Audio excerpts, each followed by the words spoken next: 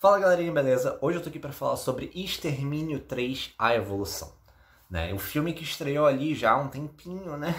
Aqui esse ano, de 2025, mas que eu só tô parando agora pra gravar o conteúdo pra vocês, né? Mas vamos lá. Sobre o que fala esse filme, né? Extermínio 3. Ele é a sequência, né? Daqueles filmes que a gente viu dessa franquia, né? A gente teve um lá no início dos anos 2000, teve outro um pouco mais recente, e agora em 2025 a gente tem o terceiro filme sendo lançado, sendo esse o primeiro de uma, aparentemente, trilogia que será feita, né, dentro dessa franquia, parte 1, 2 e 3. 2025 tá começando aqui com parte 1, né? Começando a contar a história de um novo núcleo de personagens, né? E aqui a gente vai explorar a dinâmica de uma família que vive em uma comunidade, né, já bem estabelecida, né, dentro de uma ilha, né, uma ilha fortificada por essas pessoas, né, dentro dessa comunidade, né, e obviamente por ser uma ilha você tem a proteção natural associada à maré, né, então há uma dinâmica muito bem estabelecida já dentro da comunidade, né, onde eles vivem. Né? E aí, né, eventualmente, como se trata, logicamente, de um cenário, né, de um contexto pós-apocalíptico, essas pessoas elas precisam ir para o continente para buscar suprimentos e a história se desenrola a partir disso com foco nessa família, né?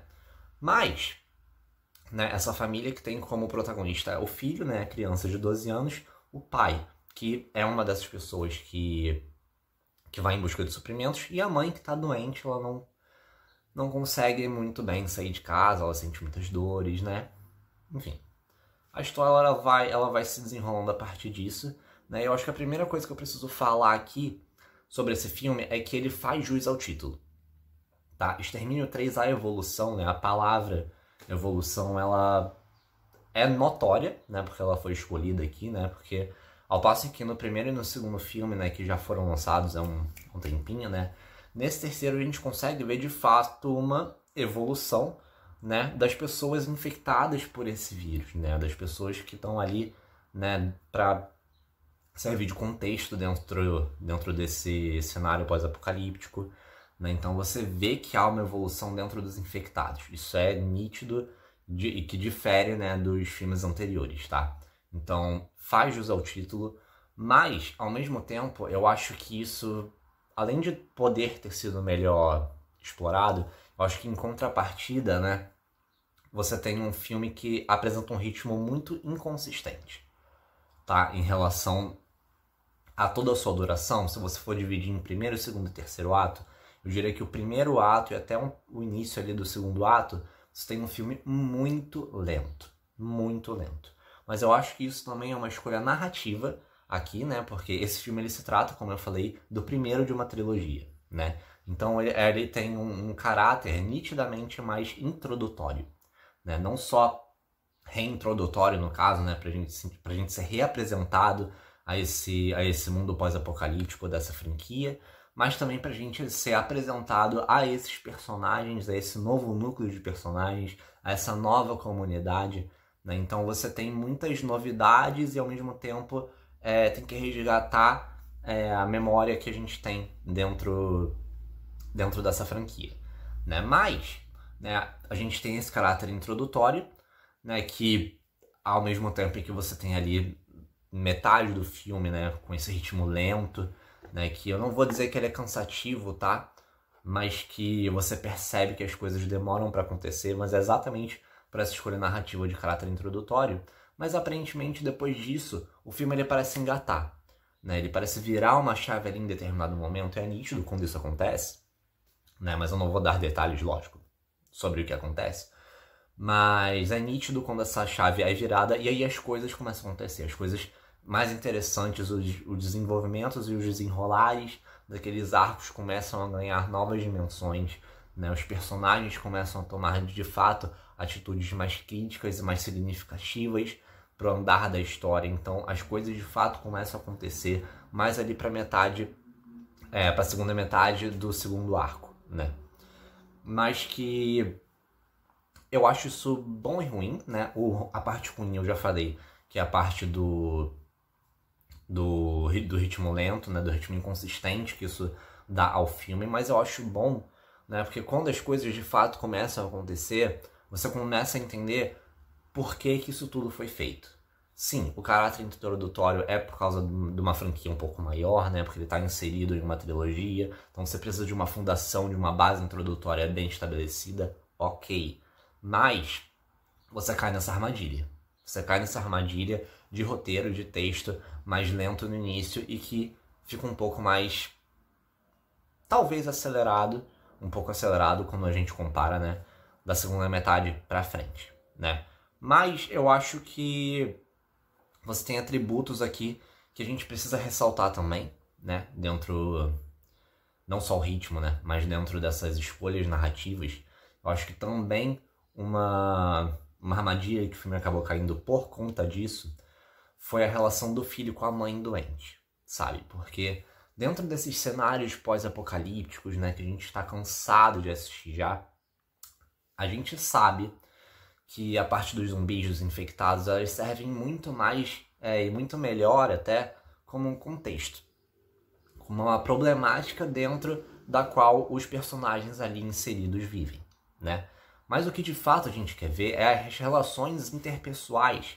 São os relacionamentos das pessoas ali funcionando, ou tentando ser funcionais dentro de todo esse contexto, sabe? Tentando ser funcionais apesar desse contexto. Essa problemática, essa dinâmica, a gente consegue ter muito mais interesse, a gente consegue ter muito mais engajamento, sabe?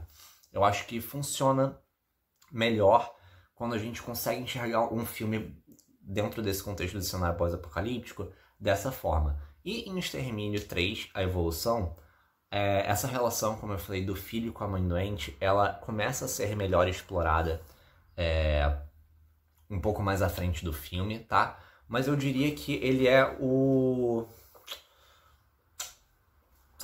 tempero desse filme. Só que é uma pena que esse tempero ele ficou tão pouco do potencial explorado, sabe?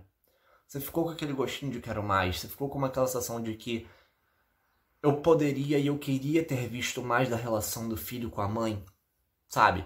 Pra gente conseguir ter esse apego melhor aos personagens, às histórias deles ali. Então eu acho que, novamente, isso foi consequência da escolha de roteiro, que eles queriam criar a introdução toda e tudo bem, mas isso acarreta consequências e eles precisam lidar com essas consequências, né? Uma delas foi essa redução do tempo de tela, tá? Da relação do filho com a mãe, que eu acho que é uma das peças fundamentais aqui da trama desse filme, tá?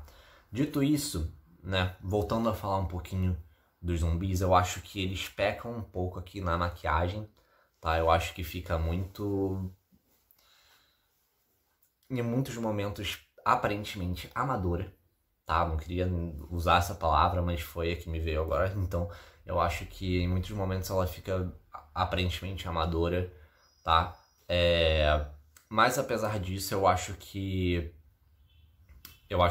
eles conseguem intimidar, eles conseguem criar urgência, né, dentro desse contexto, tá? Não curto muito o estilo de jogo de câmeras desse filme. Eu acho que a fotografia, ela tem altos e baixos, ela vive uma montanha russa aqui, sabe? Porque ela tem cortes aqui muito lindos que você às vezes até se admira, mas ao mesmo tempo você tem outras escolhas de fotografia que você se questiona se foi de fato a mesma pessoa que fez as duas, aquela que você admirou e aquela que você torceu o nariz, sabe? Então é uma fotografia que, junto com o ritmo do filme, ela é inconsistente, sabe? Então eu acho que é um filme como um todo, com seus altos e baixos, tá? Mas é um filme legal, tá? Ele, às vezes, eu acho que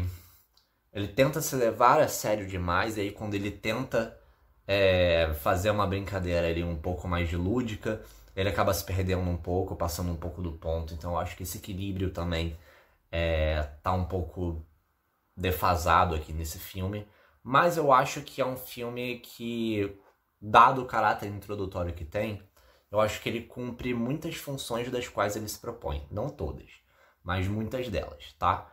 Então eu acho que tendo esse escopo, né, tendo essa perspectiva como um filme introdutório, né, dentro dessas limitações que um filme desse tipo pode apresentar, eu acho que ele é um bom filme. Não é um filme surpreendente, não é o melhor filme do ano, tá muito longe disso, tá? Mas eu acho que falar que ele é uma bomba também seria um exagero absurdo, tá? Eu acho que vai variar de questão de gostos e gostos para as pessoas, sabe? Acho que, como eu falei, vão ter cenas que você vai torcer o nariz, vão ter cenas que você vai achar boas, mas que é um filme ali que tá na faixa do ok, tá? Não coloquem expectativas lá em cima, mas também não precisam achar que é um lixo de filme, porque também não é isso. Mas enfim, gente, essa foi a minha curta análise aqui de Extermínio, né? Extermínio 3, a Evolução, que já saiu de cartaz dos cinemas, né? Mas espero que vocês tenham gostado do vídeo. Quem assistiu o filme, se concorda ou discorda de alguma coisa que eu falei, deixa aqui nos comentários as impressões de vocês, né? Se faltou alguma coisa que eu esqueci de comentar, que é extremamente provável também. Deixa aqui nos comentários também que eu vou adorar ler. Compartilhe esse vídeo com quem vocês acham que possa gostar desse tipo de conteúdo. E não se esqueça de se inscrever aqui no canal para dar aquela força, aquela moral. Beijo e valeu!